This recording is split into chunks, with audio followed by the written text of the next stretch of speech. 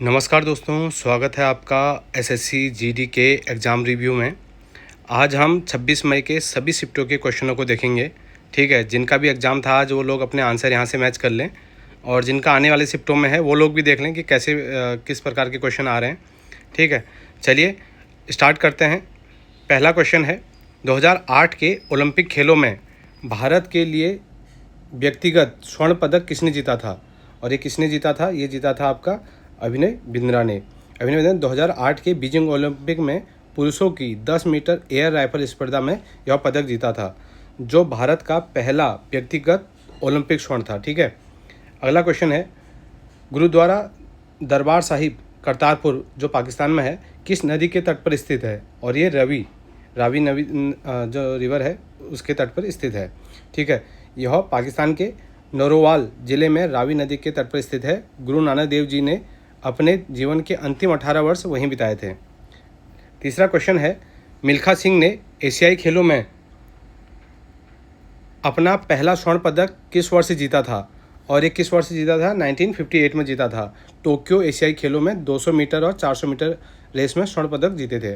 ठीक है, question number चौथा जो आज आया है, सुप्रीम कोर्ट के न्यायाधीश को उनके पद से किसके द्वारा हटाया जा सकता है? किसके द्वारा हटाया जा सकता है? महाभियोग की प्रक्रिया द्वारा, through the process of impeachment. ठीक है, और कौन से अनुच्छेद में दिया गया है ये चीज़? ये दिया गया है 124 का 4 में। अगला क्वेश्चन है, भारतीय संविधान में मौलिक अधिकारों को शामिल करने की सिफारिश किस समिति ने की थी? कौन सी समिति ने की थी? सप्रू कमेटी ने किया था। 1945 में सप्रू समिति ने अधिकारों को न्याय संगत और गैर न्याय संगत भागों में विभाजित करने का सुझाव दिया था। मौलिक कर्तव्यों की सिफारिश, जो मौलिक कर्तव्य हैं उनकी सिफारिश की थी स्वर्ण सिंह समिति ने। ठीक है, अगला क्वेश्चन है, क्वेश्चन नंबर 6, T20 मैच में पावर प्ले पहले 6 ओवर के बाद 30 गज के घेरे के बाहर अधिकतम कितने फील्डर तैनात किए जा सकते हैं? और इसका सही आंसर है 5। ठीक है, पावर प्ले 1 से 6 ओवर के दौरान केवल 2 फील्डर बाहर होते हैं, जबकि पावर प्ले के बाद 7 से 20 ओवर में अधिकतर 5 फील्डर घेरे के बाहर रह सकते हैं। ठीक है, नेक्स्ट क्वेश्चन, डेक्कन एयरवेज का राष्ट्रीयकरण किस वर्ष किया गया था? और ये कौन से साल में हुआ था? 1953 में हुआ था। ठीक है, वायु निगम अधिनियम 1953 के तहत इसका राष्ट्रीयकरण कर इंडियन एयरलाइंस में विलय कर दिया गया था, डेक्कन एयरवेज का। ठीक है, अगला क्वेश्चन है, यदि भारत के राष्ट्रपति और उपराष्ट्रपति दोनों के पद खाली हों तो कार्यवाहक राष्ट्रपति के रूप में कौन कार्य करता है? और ये करते हैं चीफ जस्टिस ऑफ इंडिया करते हैं। राष्ट्रपति कार्य निर्वहन अधिनियम 1969 के अनुसार ऐसी स्थिति में सीजीआई कार्य संभालते हैं। न्यायमूर्ति एम हिदायतुल्ला एकमात्र ऐसे मुख्य न्यायाधीश रहे हैं जिन्होंने ऐसे कार्य संभाला है। ठीक है, क्वेश्चन नंबर 9, राज तरंगिणी पुस्तक के लेखक कौन हैं? और इसके लेखक हैं कलहण। कलहण ने 12वीं शताब्दी में संस्कृत भाषा में यह पुस्तक लिखी थी जो कश्मीर के इतिहास से संबंधित है। कौन सी? राज तरंगिणी। किसने लिखी थी? कलहण ने लिखी थी। ठीक है, क्वेश्चन नंबर 10, भारत में मौसम की स्थिति की निगरानी के लिए सैटेलाइट का संचालन कौन सी संस्था करती है? उपग्रहों का संचालन कौन सी संस्था करती है? कौन करता है? इसरो करती है। ठीक है, नेक्स्ट क्वेश्चन, समुद्र में ज्वार भाटा टाइड्स उत्पन्न होने का मुख्य कारण क्या है? इसका मुख्य कारण है चंद्रमा और सूर्य का गुरुत्वाकर्षण बल। ठीक है, gravitational pull of moon and sun. चंद्रमा पृथ्वी के करीब होने के कारण ज्वार उत्पन्न करने में सबसे प्रमुख भूमिका निभाता है। साथ ही सूर्य का गुरुत्वाकर्षण और पृथ्वी का अपकेंद्रीय बल भी सहायक होते हैं। क्वेश्चन नंबर 12, धुमालू किस राज्य या केंद्र शासित प्रदेश का प्रसिद्ध लोक नृत्य है? और कहाँ का है? जम्मू एंड कश्मीर का है। ठीक है, यह कश्मीर घाटी की वाटल जनजाति के पुरुषों द्वारा किए जाने वाला नृत्य है। ठीक है, नेक्स्ट क्वेश्चन, क्वेश्चन नंबर 13, बाइलता किस भारतीय राज्य का पारंपरिक लोक नृत्य है? किस राज्य का है? कर्नाटक का है। यह कर्नाटक का एक खुला रंगमंच नाटक है जो अक्सर कटनी के मौसम के बाद यक्षगान में या यक्षगान से संबंधित शैली में किया जाता है। ठीक है, बाइलता याद रखना, बाइलता कहाँ से किससे रिलेटेड है? ये कर्नाटक से। बाइलता क्या है? एक पारंपरिक लोक नृत्य है। ठीक है, क्वेश्चन नंबर 14, निम्नलिखित में से सन्यासी शब्द की शुद्ध वर्तनी कौन सी है? हिंदी का क्वेश्चन है और इसका है बी, सन्यासी। क्वेश्चन नंबर 15, दोष मुक्त के लिए सही अंग्रेजी शब्द क्या होगा? दोष मुक्ति के लिए होता है एक्विटल। ठीक है। क्वेश्चन नंबर 16, 1991 की नई आर्थिक नीति मुख्य रूप से किस पर केंद्रित थी? और किस पर केंद्रित थी? Heavy industry and private sector, भारी उद्योग और निजी क्षेत्र पर आधारित थी। ठीक है। 1991 के सुधारों में निजीकरण, उदारीकरण के माध्यम से निजी क्षेत्र और भारी उद्योगों की भूमिका बढ़ाई गई थी। नेक्स्ट क्वेश्चन, विख्यात शब्द का सही विलोम शब्द क्या है? विख्यात का हो जाएगा कुख्यात। अच्छे कार्यों के लिए फेमस होना विख्यात हो गया और बुरे कार्यों के लिए फेमस होना कुख्यात हो गया। क्वेश्चन नंबर 18, भारत में पहली सुव्यवस्थित आधुनिक जनगणना किस अवधि के दौरान आयोजित की गई थी? कब की गई थी? ये की गई थी 1865 से 1872। इसे अक्सर 1872 की जनगणना कहा जाता है, जो गैर समकालिक रूप से आयोजित की गई थी। क्वेश्चन नंबर 19, यदि एक वर्ग का क्षेत्रफल 121 वर्ग सेंटीमीटर है तो उसकी भुजा की लंबाई क्या होगी? तो ये आसान हो गया, 11 का स्क्वायर 121 होता है। ठीक है। प्रथम 25 प्राकृतिक संख्याओं के घनों का योग कितना होगा? तो ये फॉर्मूला है इसका, इसमें हम रखेंगे 25 प्लस 1 26 हो गया, डिवाइडेड बाय 2, और ये आ जाएगा 325 का स्क्वायर, और ये आ जाएगा ये। ठीक है। तो आपका आंसर सही हो जाएगा बी। नेक्स्ट क्वेश्चन, गुमरा किस राज्य का प्रसिद्ध लोक नृत्य है? गुमरा कहाँ का है? उड़ीसा का है। गुमरा कहाँ का है? उड़ीसा का है। उड़ीसा के कालाहांडी जिले का एक प्रसिद्ध नृत्य है, जिसे मिट्टी के बने ड्रम गुमरा के साथ किया जाता है। ठीक है। क्वेश्चन नंबर 22, निम्नलिखित में से जन्नत शब्द का शुद्ध रूप कौन सा है? जन्नत का शुद्ध रूप है ये बी। उन्नति शब्द का विलोम शब्द क्या है? और ये होता है अवनति, डिक्लाइन। ठीक है। क्वेश्चन नंबर 24, किसी वस्तु का संपूर्ण द्रव्यमान किस विशिष्ट बिंदु पर केंद्रित माना जाता है? कहाँ पे माना जाता है? सेंटर ऑफ मास पे, द्रव्यमान केंद्र पे। ठीक है। क्वेश्चन नंबर 25, एक आयत का क्षेत्रफल 60 सेंटीमीटर स्क्वायर और विकर्ण 13 सेंटीमीटर है, तो इसका परिमाप क्या होगा? परिमाप होगा 12 और 5 का 13 बना, तो 12 5 17, 17 दूनी 34, तो इसका 34 हो जाएगा। ठीक है। अगर आपको मैथ के भी अलग से चाहिए हो तो बता देना, तो उस हिसाब से अगला वही ले आएंगे, मैथ और रीजनिंग का। क्वेश्चन नंबर 26, नाबार्ड की स्थापना किस वर्ष हुई थी? ये हुई थी 1982 में। नाबार्ड की स्थापना 1982 में किस समिति की सिफारिश पर हुई थी?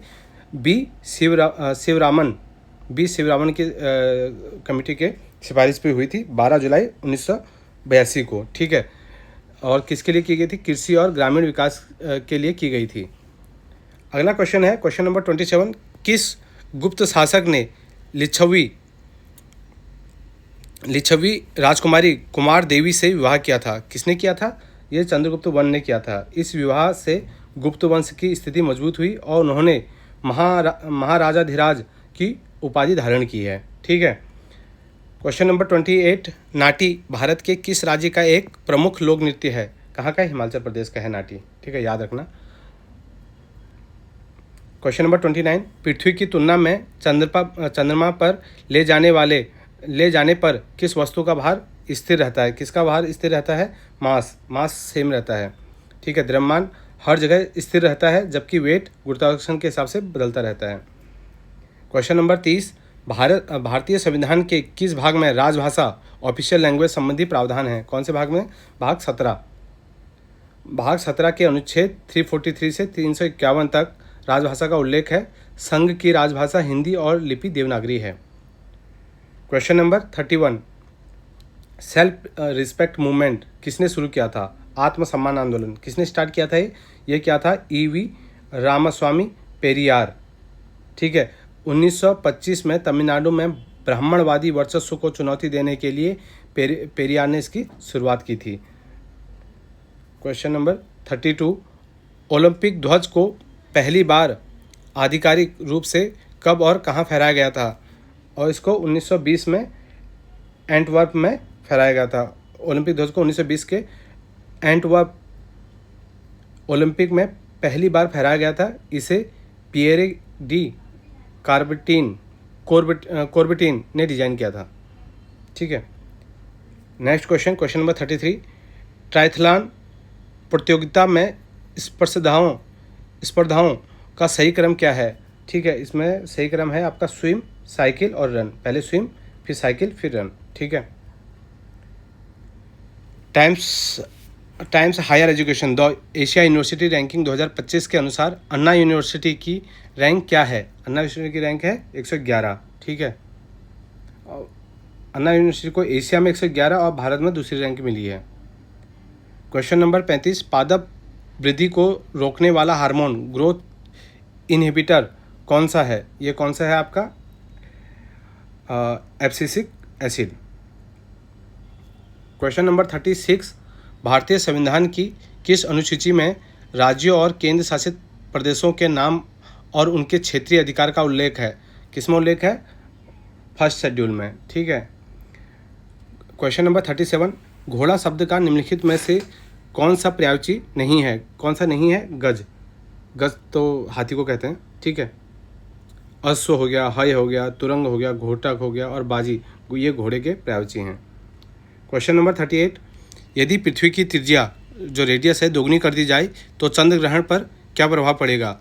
और इसकी जो ड्यूरेशन है वो इंक्रीज हो जाएगी, ग्रहण की अवधि लंबी हो जाएगी। ठीक है, क्वेश्चन नंबर 39, निम्नलिखित में से सद्गुण की शुद्ध वर्तनी कौन सी है? सद्गुण की है ये बी। ठीक है, क्वेश्चन नंबर 40, 1991 के आर्थिक सुधारों के बाद भारत के विदेशी मुद्रा भंडार फॉरेक्स रिजर्व जो हैं में क्या परिवर्तन हुआ और वो बहुत तेज़ी से बढ़ गए। ठीक है, क्वेश्चन नंबर 41, संहार शब्द की शुद्ध वर्तनी चुनें, और ये इसका संहार का पहला ही हो गया संहार। क्वेश्चन नंबर 42, 11 से लेकर 40 तक की संख्याओं के क्यूब्स का योग क्या होगा? और ये हमने अभी पढ़ा था, 40 प्लस 1 अब बाई 2 का होल स्क्वायर हो जाएगा। ठीक है, क्वेश्चन नंबर 43, नागरिकों की सुरक्षा सुनिश्चित करने के लिए पुलिस मुख्य रूप से कौन से उपाय अपनाती है? कौन से उपाय अपनाती है? सुरक्षा जांच और निगरानी दोनों, both security checks and surveillance. ठीक है, क्वेश्चन नंबर 44, वाष्प शब्द का शुद्ध रूप क्या है? और इसका शुद्ध रूप होता है ये वाला, ए वाला। क्वेश्चन नंबर 45, यदि ए और बी की चाल क्रमशः ये 40 किलोमीटर प्रति आवर और 80 किलोमीटर प्रति आवर है तो उनकी चाल का अनुपात निकालिए। वैसे तो ये हो जाएगा आपका, ठीक है, इसको मैथ वाले क्वेश्चन में करेंगे। वैसे इन्होंने तो इसको बस चेंज कर दिया है और यहाँ से ही निकाल दिया। ठीक है, तो इसका वैसे सही आंसर बता देता हूँ मैं, ये आपका बी हो जाएगा और इसको मैथ वाले उसमें अच्छे से कर लेंगे। ठीक है, क्वेश्चन नंबर 46, एक ट्रेन 490 मीटर लंबे प्लेटफॉर्म को 15 सेकंड में और एक खंबे को 8 सेकंड में पार करती है तो ट्रेन की लंबाई क्या होगी? ये भी आसान क्वेश्चन है। ठीक है, इसको भी, इसका आंसर देख लो आप, इसका आंसर है 560 मीटर। ठीक है, यहाँ पे इसको किया भी गया है और इसको हम मैथ वाले सेक्शन में करेंगे पूरा। ठीक है, क्वेश्चन नंबर 47, यह भी एक उसका क्वेश्चन है रीजनिंग का, यदि लीप वर्ष में 1 फरवरी को रविवार है तो मार्च में कितने शनिवार आएंगे? ठीक है, 1 फरवरी को अगर रविवार है तो कितने आएंगे? तो ये आ जाएंगे आपके 5 आ जाएंगे। ठीक है, नेक्स्ट क्वेश्चन, उन्नति का शुद्ध रूप क्या है? उन्नति का शुद्ध रूप हो जाएगा उन्नति ये वाला। ए और बी की कार्य क्षमता के आधार पर 5400 रुपये की कुल मजदूरी में से ए का हिस्सा क्या होगा यदि वे 6 और 4 दिनों में काम करते हैं? तो ठीक है, इसको आप सॉल्व करना, इसका हो जाएगा आपका बी।